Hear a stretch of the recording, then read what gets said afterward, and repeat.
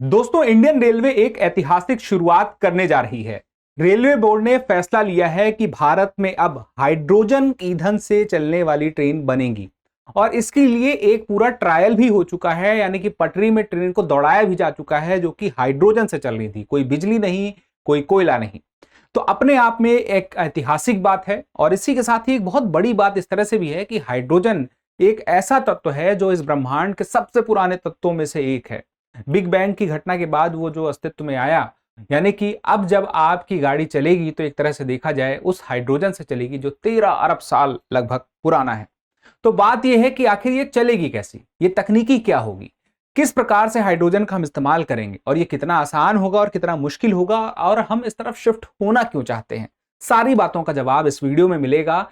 लेकिन सबसे पहले एक महत्वपूर्ण जानकारी कि अगर आप यूपीएससी की तैयारी, पीसीएस की तैयारी या फिर जुडिशरी की तैयारी या फिर टीचिंग एग्जाम्स की तैयारी या फिर एसएससी की तैयारी या फिर सीयूईटी एंट्रेंस की तैयारी कर रहे हैं तो एक खास मौका है न्यू सेशन सेल का। यह मौका 30 मई तक रहने वाला है। इस दौरान दृष्टि लर्निंग ऐप में जितने भी लाइव ऑनलाइन कोर्सेज हैं आपको 50% तक की छूट में मिलने वाले हैं। तो यह मौका अगर आप फायदा उठाना चाहते हैं तो डिस्क्रिप्शन में वीडियो में सेल का लिंक है, उस पर जाके क्लिक करें और अपना कोर्स बाय करें 50% लगभग तक की कम कीमत में। लेकिन अगर आपको और जानकारी चाहिए तो आप इस नंबर पर 8750187501 पे कॉल कर सकते हैं। हम आते हैं हमारी खबर पर। देखिए, सबसे पहले खबर क्या है। रेलवे बोर्ड ने 22 मई को ऐतिहासिक पत्र जारी किया जिसमें उन्होंने कहा कि हाइड्रोजन फ्यूल सेल ट्रेन को हरी झंडी हमने दे दी है और यह भारत की पहली है। तो क्या दुनिया की पहली है? नहीं, दुनिया की पहली नहीं है। दुनिया में अगर हम देखा जाए तो जर्मनी, स्वीडन, जापान और चीन, ये वो देश हैं जहां पर हाइड्रोजन से चल रही हैं ट्रेन। लेकिन भारत अब इस ट्रेन, यानी कि हम कहें कि इस कतार में अपना नाम भी लिखा चुका है। अब देखिए, इसकी बात की जाए तो भारत में एक साथ तो हर जगह ट्रेन चलेगी नहीं। शुरुआत कहां से हो रही है? जो शुरुआत होगी वो होगी जिंद। अब ये जिंद कहां है? जिंद है आपके हरियाणा में और हरियाणा से हरियाणा ही जाएगी जिंद से सोनीपत।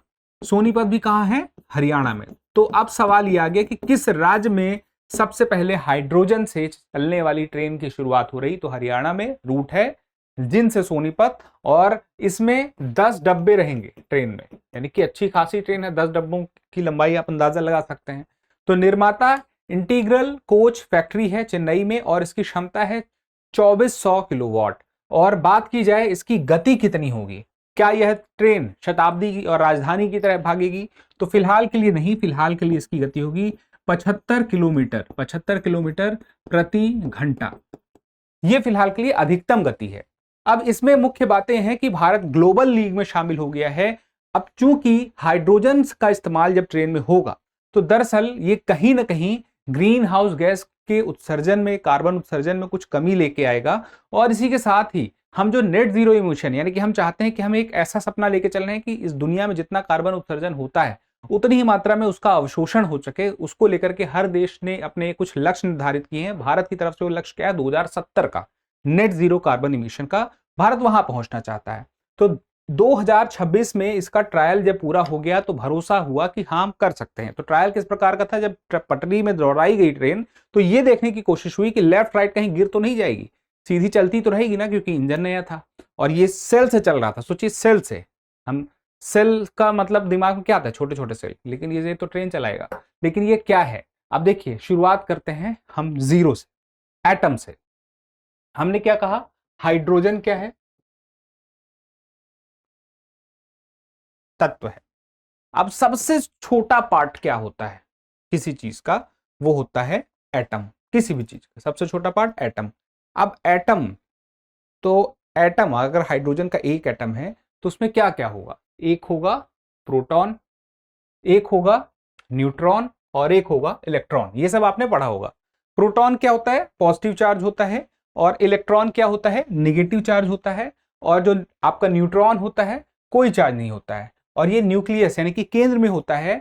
और प्रोटॉन भी केंद्र में होता है, लेकिन जो इलेक्ट्रॉन है वो न्यूक्लियस के यानी कि नाभिक के चारों ओर चक्कर लगाता है। ये बेसिक कॉन्सेप्ट है, एकदम जीरो से शुरू कर रहे हैं। अब दुनिया का सबसे सरल एटम कौन सा है? वो है हाइड्रोजन। सबसे सरल। अब देखिए हाइड्रोजन फ्यूल सेल, अब इससे सेल बनेगा तो वो कैसे काम करेगा। जैसे मान लीजिए हमारे पास हाइड्रोजन है, हमने खूब सारी हाइड्रोजन पहले तो इकट्ठी कर ली है। अब हाइड्रोजन को ईंधन के रूप में बनाना उसकी एक अलग प्रोसेस है। जैसे आपने सुना होगा green hydrogen, grey hydrogen, blue hydrogen, वो क्या होते हैं वो भी मैं बताऊंगा। मान लीजिए चलिए कि अभी हमने हाइड्रोजन इकट्ठा कर लिया है, एक जगह स्टोर कर लिया है। अब हम उस हाइड्रोजन का इस बैटरी में इस्तेमाल कैसे करेंगे जिससे ये ट्रेन चलेगी।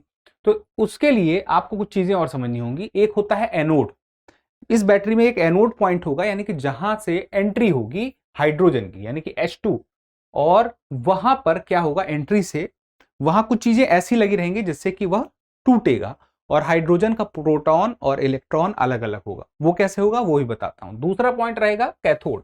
इस बैटरी में दो चीजें हम डाल रहे हैं, एक तो एनोड की तरफ से हम हाइड्रोजन डाल रहे हैं और कैथोड की तरफ से हम ऑक्सीजन डाल रहे हैं। अब उसके बाद देखिए क्या होता है, क्या इससे बनता है, क्या इससे धुआं होगा? नहीं, इससे धुआं नहीं होगा, सिर्फ जलवाष्प बनेगी। यानी कि ये एक ऐसी ट्रेन होगी जिससे हम देखेंगे आसमान में तो कोई धुआं नहीं निकल रहा होगा ट्रेन के ऊपर से, बस कुछ वाष्प वेपर निकल रहे होंगे। अब समझिए एनोड और कैथोड समझ गए। अब पीईएम, प्रोटॉन एक्सचेंज मेम्ब्रेन। अब ये प्रोटॉन एक्सचेंज मेम्ब्रेन क्या है, यानी कि एंट्री पॉइंट से हमने हाइड्रोजन की एंट्री की, वहां पे पीईएम लगा होगा। पीईएम का मतलब, प्रोटॉन एक्सचेंज मेम्ब्रेन का मतलब, एक प्रकार का पॉलीमर कह सकते हैं, एक ऐसा, सरल भाषा में कहें एक ऐसा प्लास्टिक है जो काम क्या करेगा, जो करेगा ये कि हाइड्रोजन को, यहां पे बीच की खास दीवार है जो प्रोटॉन को जाने देती है और इलेक्ट्रॉन को रोकती है। अब क्या हुआ कि यहां से इसने प्रोटॉन को जाने दिया, इलेक्ट्रॉन को रोक लिया। अब होगा यहां पे कैटलिस्ट आता है, अंदर ही बैटरी के अंदर कैटलिस्ट आता है। कैटलिस्ट का काम क्या होता है कि वो अपने अंदर कुछ बदलाव नहीं करेगा, वो कुछ चेंज नहीं करेगा, लेकिन जो उसके पास गया है, जैसे उसके पास क्या पहुंचा अंदर, हाइड्रोजन, तो हाइड्रोजन को तोड़ने में मदद करता है लेकिन खुद नहीं बदलता है। अब उसके बाद एक आता है एक्सटर्नल सर्किट।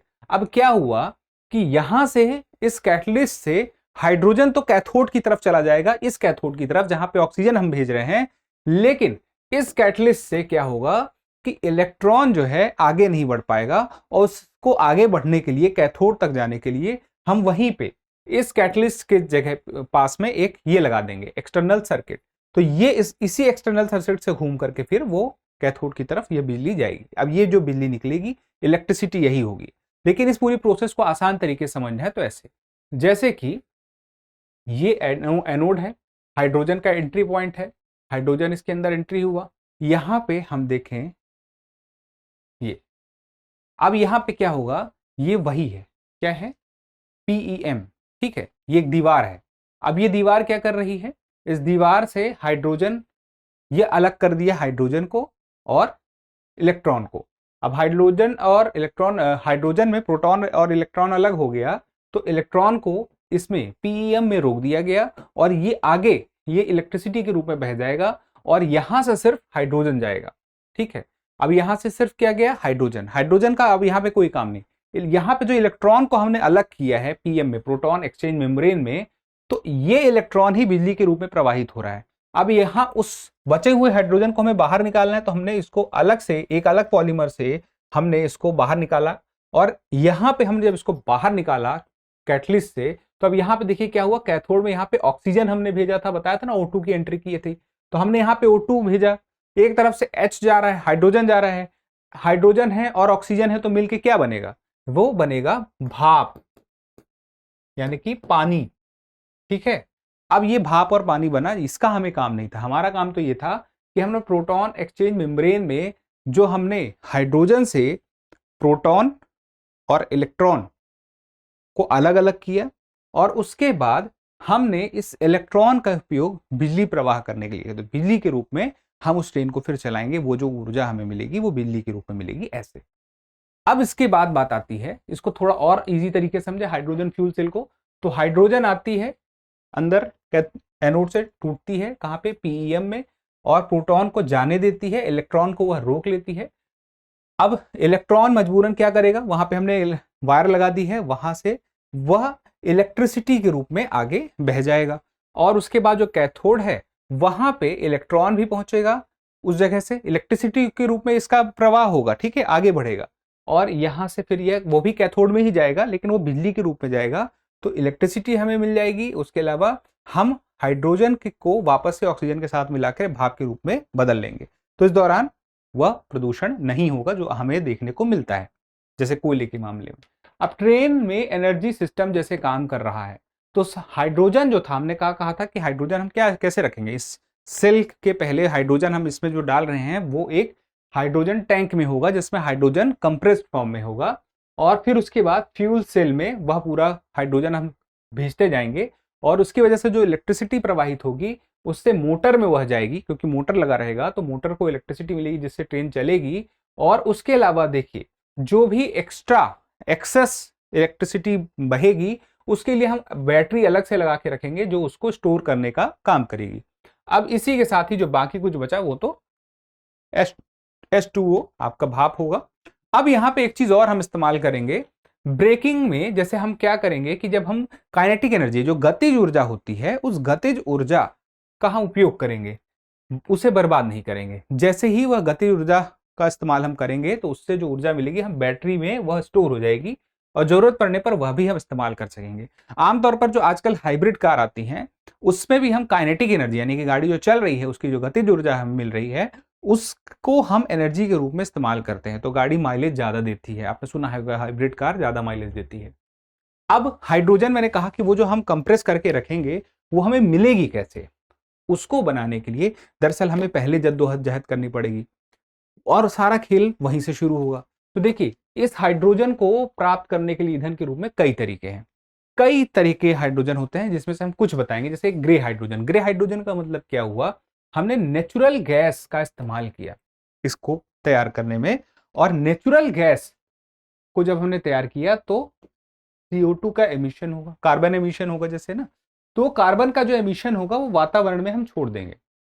फिर ब्लू हाइड्रोजन नेचुरल गैस से हम प्राप्त करेंगे। देखिए, हाइड्रोजन मुक्त अवस्था में नहीं मिलती है ना, बहुत बहुत बहुत नगण्य मात्रा में हमें उसे प्राप्त करना होता है। तो प्राप्त कैसे हम कर रहे हैं, नेचुरल गैस से प्राप्त कर रहे हैं, या फिर हम नेचुरल गैस से प्राप्त करने में ये दूसरा तरीका क्या था कि इसमें जो कार्बन उत्सर्जन हुआ तो उसको हमने क्या किया, उसको हमने स्टोर कर लिया। कहां कर लिया, पानी के जमीन के अंदर। तो हम स्टोर कर रहे हैं जमीन के अंदर जो भी कार्बन उत्सर्जन हो रहा है। तो कार्बन जो है, यानी कि जो कार्बन का उत्सर्जन हुआ, कार्बन से ही तो वातावरण गर्म होता है। पूरा जो हम कहते हैं वैश्विक तापमान की वृद्धि है वो कार्बन ग्रीन हाउस गैसों की वजह से है। तो जो भी कार्बन का उत्सर्जन होगा अगर हम उसको स्टोर कर लेंगे तो क्या होगा, वातावरण पे प्रभाव नहीं पड़ेगा। लेकिन हमने उस कार्बन को कहीं खत्म नहीं कर दिया है, बस उसको स्टोर किया है जमीन के अंदर, और इसमें वातावरण में चला गया है। तो अभी जो हाइड्रोजन भारत मुख्य रूप से भारत में बन रहा है वो ग्रे हाइड्रोजन बन रहा है। इस ग्रे हाइड्रोजन की कॉस्ट थोड़ी सस्ती भी है, और दूसरा इसकी बनाने की टेक्नोलॉजी भी है। दूसरी बात, इसमें खर्च ज्यादा है, टेक्नोलॉजी थोड़ी महंगी है। अब तीसरा जो बहुत ही टारगेट है भारत के लिए, भारत इस तरफ बढ़ रहा है ग्रीन हाइड्रोजन की तरफ। ग्रीन हाइड्रोजन हमें कैसे प्राप्त हो रहा है, इसकी खास बात यह है कि हमने क्या किया कि हमने ऐसी एनर्जी प्राप्त की। कैसी एनर्जी प्राप्त की, जो कि जैसे कि मान लीजिए हमने पवन ऊर्जा या सौर ऊर्जा से जैसे कोई बिजली प्राप्त की, यानी कि हम उस बिजली को बनाने में कोई ऐसी प्रक्रिया का इस्तेमाल नहीं किया जिससे कार्बन उत्सर्जन हुआ।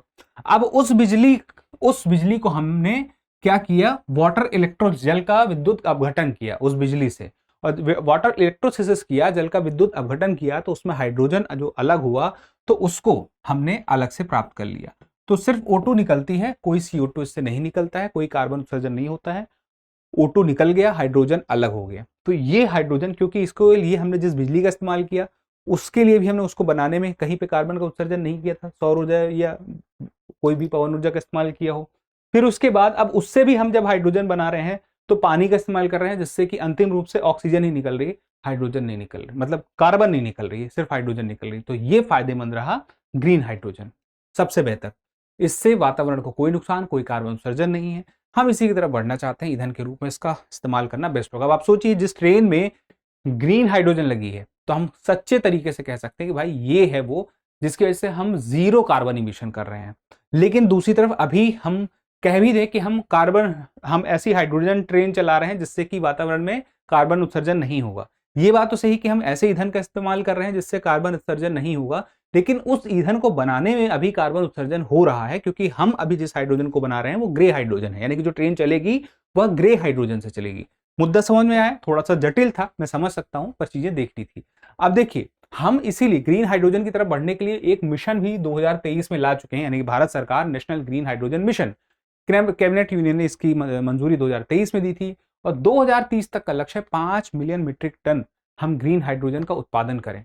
अब देखिए इससे होगा क्या। देखिए, फॉसिल फ्यूल जो है, जीवाश्म ईंधन का हम इस्तेमाल करते हैं, उसकी मात्रा सीमित है, लेकिन ग्रीन हाइड्रोजन में हम इसका इस्तेमाल करने लगेंगे तो हमें ज्यादा फायदा होगा, और इसको भी हम बहुत प्राप्त करने वाले हैं।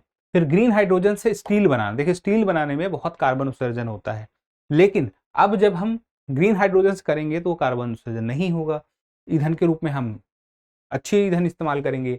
और इसके बाद हाइड्रोजन ट्रेन जो चल रही है, हो सकता है आगे चल के फिर हम वही ग्रीन हाइड्रोजन से ट्रेन चलाएं। इसके अलावा हम देखें तो जो उर्वरक होते हैं बहुत सारे, उसके लिए भी हम जिस ईंधन बनाने में जिस ईंधन का इस्तेमाल करते हैं उसकी वजह से कार्बन उत्सर्जन होता है, तो उसकी जगह हम ग्रीन हाइड्रोजन, तो बहुत सारी चीजों में, यानी कि हम ईंधन एक कोई और ईंधन यूज कर रहे थे उसकी जगह में हम हाइड्रोजन यूज करेंगे, जिसकी वजह से कार्बन उत्सर्जन नहीं होगा। तो जहां जहां हम दूसरे ईंधन यूज करते हैं वहां धीरे धीरे संभावना रहेगी, कल को हो सकता है आपके घर में खाना इससे बनने लगे। ये भविष्य की बात है, अभी की नहीं। किस तरह से पॉसिबल होगा ये आगे चल के देखेंगे। अब यहाँ पे देखें तो नेट जीरो का जो भारत का लक्ष्य है 2070 का जो मैंने बोला था, वो उसमें यही मदद करेगा, क्योंकि हम पेड़ कितने लगा लेंगे। यानी कि अगर हम सोचे कि हम पेट्रोल से गाड़ी चलाएं, हम चलाएं डीजल से गाड़ी चलाना, या हम ईवी कार चला रहे हैं, ईवी कार में वो इलेक्ट्रिसिटी बन कैसे रही है, अभी उस इलेक्ट्रिसिटी को बनाने में तो कार्बन उत्सर्जन नहीं होता है। अगर हम सौर ऊर्जा से प्राप्त कर रहे हैं तो नहीं होता है, लेकिन कोई और तरीके से कर रहे हैं तो होता है। तो फिलहाल के लिए ईवी से भी एक बेहतर विकल्प के रूप में देखा जा रहा है कि ग्रीन हाइड्रोजन से आपकी गाड़ियां चलने लग जाएं भविष्य में, तो ज्यादा अच्छा होगा। तो हो सकता है ऐसी गाड़ियां भी आपको आने वाले दिनों में दिखें। अब इसकी लाभ और चुनौती में हमने देखा कि शुद्ध पानी निकलता है और भाप ही निकलता है, जीरो कार्बन इमिशन होता है आपका। जो ट्रेन है, जिस ट्रेन में वो जो सेल है, उस जब ईंधन के रूप में तो हम चलिए ग्रे हाइड्रोजन ले रहे हैं, लेकिन उस सेल से जब पूरी प्रक्रिया खत्म हुई तो उसमें कोई भी कार्बन इमिशन नहीं हुआ। फिर साइलेंट ऑपरेशन है, मोटर आवाज नहीं करेगा। और उसके बाद ओवरहेड वायर की, यानी कि ऐसे जो पहाड़ी क्षेत्र हैं, दूरस्थ क्षेत्र हैं, जहां पे बिजली के तार नहीं पहुंचे हैं, जहां पे हमें उस प्रकार की ट्रेनों को चलाने की जरूरत पड़ रही है, वहां पे अब हम ट्रेन चला सकेंगे। ऐसी जगहों पे ओवरहेड जो वायर नहीं होते हैं वहां भी ये ट्रेन चलेगी। और उसके बाद जैसे हमने कहा था कि हम काइनेटिक एनर्जी से भी जब एनर्जी प्राप्त करेंगे और उसको स्टोर करेंगे, तो ये हाइब्रिड ट्रेन जो है ये भी अपने आप में नई चीज हो जाएगी। और हमने कहा कि ऐसे जो हमने जब कहा था ना, पहाड़ी जगह, हेरिटेज वाली जगह जहाँ पे हम इलेक्ट्रिक ओवरहेड वायर नहीं पहुंचा सकते हैं, वहां भी ये जा पाएगी। तो यानी कि ये आगे चल के देखा जाए तो जब ये बहुत ही कॉमन हो जाएगी तो ये इसका रखरखाव आसान हो जाएगा, मेंटेनेंस आसान हो जाएगा तुलनात्मक रूप से। लेकिन इसमें चैलेंजेस हैं, जैसे कि हमने कहा ग्रीन हाइड्रोजन तो अभी बहुत महंगा पड़ेगा, उसकी तकनीकी महंगी है, प्रोसेस महंगा है। लेकिन यहाँ पे ग्रे हाइड्रोजन जो है हम इस्तेमाल करेंगे भी तो शुरुआती स्तर पर उस ईंधन को प्राप्त करने में, जिससे वो बैटरी चलेगी, वो तो प्रदूषण करेगा ही। और फिर हाइड्रोजन का स्टोरेज और रिफ्यूलिंग इंफ्रास्ट्रक्चर, हम कंप्रेस्ड हाइड्रोजन बैटरी के लिए रख लेंगे, ट्रेन में लगा लेंगे, लेकिन वह स्टोर कैसे करेंगे ये भी एक मुद्दा है। फिर पहली ट्रेन सिर्फ जिन सोनीपत पर अभी चल रही है 75 किलोमीटर पर प्रति घंटा की गति से, यानी कि भविष्य क्या होगा, हो सकता है इसी यात्रा से धीरे धीरे पता चले, यह कितनी सक्सेसफुल होगी इसी से पता चले। फिर उसके बाद हम देखें तो अभी जो है फ्यूल सेल की टेक्नोलॉजी, अभी एक तरफ तो हाइड्रोजन को प्राप्त करना है और दूसरी तरफ वो फ्यूल सेल जो हमें बनाना है, उस फ्यूल सेल को बनाने की तकनीकी भी अपने आप में महंगी है, तो इसे भी हमें अभी इसकी कॉस्ट बनाने की सस्ती करनी पड़ेगी। और दूसरा हमने कहा जो कंप्रेस्ड हम हाइड्रोजन मान लीजिए प्राप्त कर भी लिए, हमने उसको लगा भी लिया, तो वो ज्वलनशील है, तो वो किस प्रकार से खतरनाक हो सकती है, नहीं ये हमें देखना होगा, और उससे कैसे हम खतरे से बचे रहें उसके उपाय ढूंढने होंगे। अभी तक तो हमने ढूंढा होगा, इसीलिए हम पूरा प्रोसेस बना चुके हैं, ट्रायल भी कर चुके हैं, तो सीधी सी बात है कि अभी नुकसान तो नहीं दिख रहा है फिलहाल। अब दूर आने वाले समय में क्या होता है वो देखना पड़ेगा। तो इसका मतलब क्या हुआ, लेकिन हमें इन सब चीजों पे ध्यान तो देना ही पड़ेगा, क्योंकि ये ज्वलनशील है तो हम इसको हल्के में नहीं ले सकते हैं। अब बात आती है, हम कुछ फैक्ट्स देख लें और कुछ कॉन्सेप्ट ध्यान रख लें इस पूरे वीडियो में जो आपने देखा था। जींद सोनीपत हरियाणा, इस रूट पे चलेगी पहली हाइड्रोजन ट्रेन। फिर उसके बाद चेन्नई में इसका निर्माण होगा, 10 डब्बे होंगे, 2400 किलोवाट इसकी शक्ति होगी, गति हमने बता ही दिया, और ये क्या रिलीज करेगी? वेपर रिलीज करेगी। और अब ये हमारे मेंस के यूपीएससी के हिसाब से जीएस पेपर 3 के एंगल देखें तो नेट जीरो कार्बन इमिशन 2070 के लक्ष्य के लिए बड़ा ही महत्वपूर्ण है। हमारे ग्रीन हाइड्रोजन मिशन को भी हम गति देंगे, क्योंकि जब हम हाइड्रोजन तेल चलाएंगे तो हमारे मन में भी तो रहेगा कि हम वो हाइड्रोजन बनाए जो ग्रीन हो। तो प्लस तीसरी बात ये हो गई कि रेलवे की दिशा में एक ऐतिहासिक शुरुआत है। जब हमने बिजली से ट्रेन चलाना शुरू किया था तो वो एक ऐतिहासिक शुरुआत थी, अब एक नई ऐतिहासिक शुरुआत है हाइड्रोजन से। तो ये 3 सबसे महत्वपूर्ण पॉइंट हैं, आपको ध्यान रखने हैं। फिर उसके बाद क्लीन एनर्जी ट्रांजिशन में हाइड्रोजन की भूमिका इस वक्त हम देखते हैं सबसे ज्यादा दिख रही है भविष्य के लिहाज से। इंफ्रास्ट्रक्चर का जो चैलेंज रहेगा, मैंने बताया जैसे कि रिफ्यूलिंग का या फ्यूल सेल को तैयार करने का, उन सब चीजों का। फिर हमने ग्रीन हाइड्रोजन को अफोर्डेबल बनाना होगा, ये देखना होगा। यानी कि हम सब कुछ कर लें, सब कुछ बना लें, लेकिन अगर वो महंगा है तो फिर कोई फायदा नहीं है।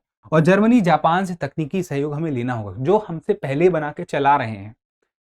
सीधी सी बात है कि अगर किसी ने माचिस बना ली है तो क्या हमें पत्थर से आग लगाने की जरूरत है? हम माचिस की तकनीकी सीख लें और खुद भी बना लें कि कैसे माचिस बनती है कि नहीं, वो बात समझनी होगी। और अब ये सारे टॉपिक आपका साइंस एंड टेक, एनवायरनमेंट, इन सब चीजों से भी कनेक्ट करेगा। ठीक है, तो सारी बातें हो गई हैं। अब हम इसके निष्कर्ष पे पहुंचे तो 2030 तक हमें जो ग्रीन हाइड्रोजन का उत्पादन का लक्ष्य है वो पूरा करना चाहिए, करना ठीक रहेगा, सीधी सी बात है वो। और उसके साथ ही हम ये देखें कि जो हेरिटेज और हिल रूट हैं जहाँ पे ओवरहेड वायर नहीं है वहाँ पे ये काम आएगा। दूसरी बात है कि भविष्य में हो सकता है ये बहुत सस्ता हो जाए। और इसके अलावा इंडिया में चूंकि हम अपने देश में बनाएंगे, स्वदेशी रूप से निर्मित होगी, तो भारत का भविष्य ये भी है कि कल को भारत ये तकनीकी बनाएगा, डेवलप करेगा और दुनिया को बेचेगा। दुनिया को हाइड्रोजन बना के, ग्रीन हाइड्रोजन बना के बेचेगा, ये सेल बेचेगा, ये तकनीकी बेचेगा और दुनिया भर में ट्रेन चलेगी भारत की मदद से। तो ये भविष्य है, ये हमें देखने वाली बात होगी। तो क्लीन, ग्रीन और साइलेंस, ये 3 मुद्दे थे इस पे। अब एक छोटा सा सवाल है आपसे कि सबसे बेहतर, जो हमने अलग अलग प्रकार के हाइड्रोजन देखे, तो किस प्रकार के हाइड्रोजन में हम कार्बन को जमीन के नीचे हम स्टोर कर देते हैं, वो कौन सा कहलाता है? ग्रीन, ब्लू, ग्रे या कोई और भी है, येलो वगैरह और भी? तो कमेंट करके जवाब दीजिएगा। और इसके साथ ही एक जरूरी जानकारी ये भी है कि अगर आप यूपीएससी की तैयारी बेसिक से एडवांस तक करना चाहते हैं, आप चाहते हैं कि एक एक टॉपिक को इतने आसान से जटिल की ओर बढ़ा जाए कि आपको चीजें समझ में आए स्टेप बाय स्टेप, तो उसके लिए फाउंडेशन कोर्स सबसे बेहतर होता है। क्योंकि यह कोर्स समय लेता है, 1.5 साल का समय लेता है और समय के साथ आपको बेहतर तरीके से सर्वश्रेष्ठ शिक्षक पढ़ाते भी हैं। और एआई लर्निंग भी इसमें मिलेगी, यानी कि जो क्लासेस हैं उसकी आप समरी चाहे तो एआई के माध्यम से प्राप्त कर सकेंगे। आप खुद से इसके लिए क्वेश्चन पेपर जनरेट करा सकेंगे, यानी कि आपने कोई क्लास ली, अब आप चाहते हैं बहुत सारे क्वेश्चन बन जाएं उस क्लास से रिलेटेड, एमसीक्यू बेस्ड, अब वो सवाल आप सॉल्व करेंगे। प्लस इसके साथ ही आप डाउट सॉल्व के लिए भी एआई का इस्तेमाल कर सकेंगे इस क्लास में। और ये क्लास दृष्टि लर्निंग ऐप पे है और नोट्स सब्जेक्ट वाइज मिलेंगे, किताबें भी मिलेंगी और इसके साथ ही क्लास को आप जितनी बार चाहें उतनी बार देखें। 3 साल तक के लिए सब कुछ मिलने वाला है। करंट अफेयर की मैगजीन और क्लासेस भी मिलेंगी। और दृष्टि लर्निंग ऐप पर आपके लिए कोर्स अभी 30 मई तक 50% तक की कम कीमत पे मिलेगा। ये फायदा आप उठा सकते हैं और वीडियो के डिस्क्रिप्शन में लिंक है, वहां से उठा सकते हैं। अधिक जानकारी चाहिए तो आप इस नंबर पे कॉल भी कर सकते हैं 8750187501 पर। और सहूलियत चाहिए तो ईएमआई की सुविधा भी मिलेगी। तो फिलहाल के लिए इतना ही, मिलते हैं अगले सेशन में। स्वस्थ रहें, मस्त रहें, पढ़ते रहें। धन्यवाद। अब एग्जाम की तैयारी को और बेहतर करने के लिए हमारे चैनल को लाइक, शेयर और सब्सक्राइब करना ना भूलें।